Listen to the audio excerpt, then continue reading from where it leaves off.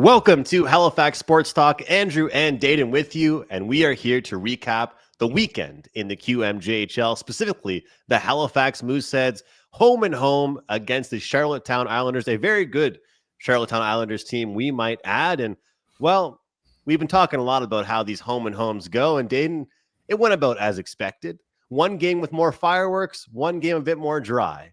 One team wins one game, one team wins the other. You talked about how teams and the schedule this year, they wanted to limit the travel, and we've seen a lot more home and homes, and we certainly have early on. But how was your weekend? Traveling, of course, and what are your thoughts on the home and home, the Islanders and Mooseheads? Yeah, I guess everyone's traveling. I'm traveling. Teams are traveling. Everyone's on the road. And I guess we've talked about it millions of times now. The first game this time was the high-scoring one. The second game was low-scoring. I know the fans probably wanted a high-scoring game. It was Kids' Day in Halifax for that second game, but the kids were treated to a low-scoring affair. Sometimes that'll happen, especially with these two teams playing home and homes now every weekend. You'll get to see a long road trip with a new team every night coming up, but then right back at it in Newfoundland with a home, or I guess a two-game swing over there. So there's always going to be that two-game set with at least one team throughout the season multiple times. So get used to it, fans. Yeah, and I've talked about it. Like, I think coaches do appreciate it, but the players, maybe it's a little bit difficult for them to equally get up for one game as they did in the previous, because it's the same guys you're going against. But we'll deal with that, and I think that we'll look at it from our perspective. It's easier for us to dissect how the team played. But as you mentioned, that Quebec road trip coming up, play a different team every single night. And I've talked to you in the gambling industry lanes when I'm breaking down games and I'm handicapping. A lot of times I do look towards an over if the first game went under, and vice versa. If the first game went over, look towards the under for more of a defensive game the second time around. Well, we very well saw that 4-2 in the first one, 2-1 the second one. Definitely a tale of two Tates. However, let's dive into what we saw. First game was in Charlottetown. You mentioned the Kids' Day. The second game, afternoon game in Halifax at the Scotiabank Center. But we did see Charlottetown get off to an early lead. But what a response it was by the Halifax Mooseheads.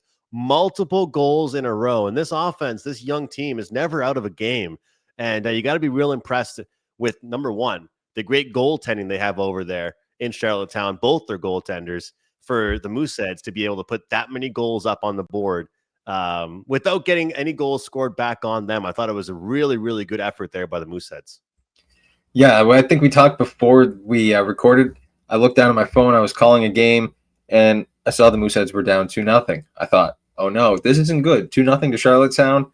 Probably not going to dig yourself out of that hole. What do? Dig themselves right out of it, and they did it quickly. I think it was 32 seconds between those first two goals from Carrier and Blake. So 32 seconds is all it took for the Mooseheads to tie the game, and then another goal from Blake to put them ahead 3-2, and the insurance goal from Carrier later on around the 19th minute. So it's kind of like another team we were just talking about, the Montreal Canadiens. They turn it up in the third period, so the Mooseheads might be a third period team, especially here on the road.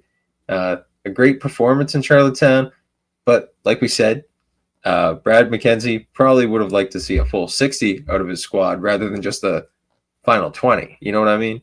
Absolutely. Well, you and I love talking about the Montreal Canadiens together, and I'll say that we've seen them almost fail to sit back and protect leads. Sometimes it's almost better to keep going and try and score more goals. And that's what I like with this Mooseheads team, albeit one of the goals was, of course, an empty net goal. They didn't seem satisfied at all. Okay, we cut the lead to just one goal. We've tied it up now. We want to get the lead. Then they protect that lead, get the empty net goal. As you mentioned, the early on didn't look great, giving up 2 goals. But after that, it was all Halifax Mooseheads. And I think the mental toughness of this team has been really impressive. But and you got to love it. Circa gets the start for the front half of the back-to-back. And it's funny. We've been noticing that across the NHL as well more now, where it used to be you would kind of leave the second goalie out to dry the second night. But now a lot of the times you're seeing coaches are giving the starting goalie, number one goalie, the second half of the back-to-back and be like, hey, if you're our number one, you can handle them when they're their most tired. and they're their most fatigued in the second half of back-to-back. What do you think about that angle? He stopped, 32 of 34 shots that he faced. Very good performance from him in that one. Yeah, I'm also thinking if the Mooseheads were waiting for that Charlottetown lineup to come out, they might have thought that the Islanders were going to go with Vincent Gladue in that second game, but didn't happen. When you got a guy going as hot as Donald Hickey is right now, you kind of can't turn away from him. So I wasn't surprised to see Hickey in the net for that first game. And I don't know, Circa hasn't been playing too awful bad himself this season. So for Brad McKenzie to go with the weekend split here, I don't think it's too surprising. I don't also think it's a bad idea because with a team as strong as Charlottetown is, you know they're going to be putting a lot of pucks on net, 34 shots on net for Circa. So for Bresson to stop in to step in net and to stop probably around 60 shots per weekend, yeah, it's not something you want to do. So I think it was a good call for McKenzie to throw him in. Long term, it's good for the success of this team. Keep them fresh, and that's the game plan for them. Guys, if you enjoy these videos, weekend recaps, Halifax Mooseheads, post-game shows, recaps of their weekend, looking ahead to the weekend, make sure you tune in. Tap in with us here, Halifax Sports Talk, Citadel Sports, Andrew and Dayton. We're here all the time, ready to talk Halifax Mooseheads, and we're going to be here all season long. So subscribe to our YouTube channel, follow us across all socials, and hop in the comments. Let us know what you're thinking about this season so far. We've been impressed with this team, and you know, we're covering this team. We're doing podcasts every week, so we don't want to sound biased, but I'm going to continue to say this, and people can say whatever they want about this take. A lot of their losses that they've had, they've been kind of respectable losses. And I know that's kind of a pity way of looking at things, but they haven't really gotten their butts kicked in many games. Let's be honest. And that game, look, Shields scores 2 goals. He opens the scoring early. But a 2-1 final on Sunday afternoon in Halifax after winning the first one. Let's be real here. Against Charlottetown, sure, maybe you're like, okay, we won the first one. Now let's go steal the second one and go 2-0 and win the home one. But to go 1-1 and have the goal differential be what it was in that 2-game set, I think it's impressive for this Halifax team. I think you can't be upset with those 2 games. What did you think about game number 2? Well, they went down in the second period. No offense in the first period. It was kind of a slower game. Obviously, the Islanders able to kind of take control in the second. Will Shields on that first goal, and then the power play goal after to get some insurance. It ended up being the game-winning goal. The Islanders' power play, you can't let them fly. They'll actually do some damage. They have some pretty heavy hitters, the Peddle brothers, Shields, Marcus Kiersey as well. They've got some guys that can move the puck and fire the puck as well. A lot of one-shot scorers, which are deadly, and you don't get a lot of in junior hockey. But guys like when Patrick Laine was playing junior hockey over in Europe, like that's a one-shot scorer. That's what I mean. So guys like that, you can't really let them have too many man advantages. All it took was one, but a great job by the Mooseheads to come back. Like we said, even though they're down on home ice, second game of a home and home, Will Bent, the second-year player, he's still 16, 16-year-old, able to lift the Mooseheads kind of too little too late, but at least they were able to get one on the board. Yeah, and I think when you look at the shots, I guess, you talk about the one-shot goals, and I get it, but the shots, Charlottetown out-shooting Halifax 40-24. That tells you all you had to know about Charlottetown's kind of anger with losing that first one. Like, they came motivated, and I was joking with you before we went live here on the show or we started recording that it's almost like, you know, whatever team wins the first one, you got to expect maybe that flat spot the next day, which is sad to say, and you shouldn't think like that, but it's more like you get that sigh of relief in a 2-game set. Like, okay, we won one of them. At the very worst, we're going 1-1 this weekend. And I know people will say that athletes don't think that way, but instinctually, there are some games that mean more to others. It's like when a player plays their former team. Why do they always have success? Why do they always seem to have more energy? They want to prove to the team that traded them away that they're a good player. It's a similar thing. Like if you know the Mooseheads were to have lost 6-1 on Saturday, I think we would have seen a better effort out of them on Sunday at the Scotiabank Center. Now, The players might not want to hear me saying that, and the coaching staff would probably not want to hear me say that. But I truly will stand by that. That's sometimes the case of the back-to-back games against the same team. If on Sunday afternoon you had the Halifax Mooseheads playing the Cape Breton Eagles, albeit they're two different types of teams. Don't get me wrong. I understand that standings-wise, but you would have gotten a different performance. So that's where I have a little bit of pushback with the league as far as the playing the same team twice in a row.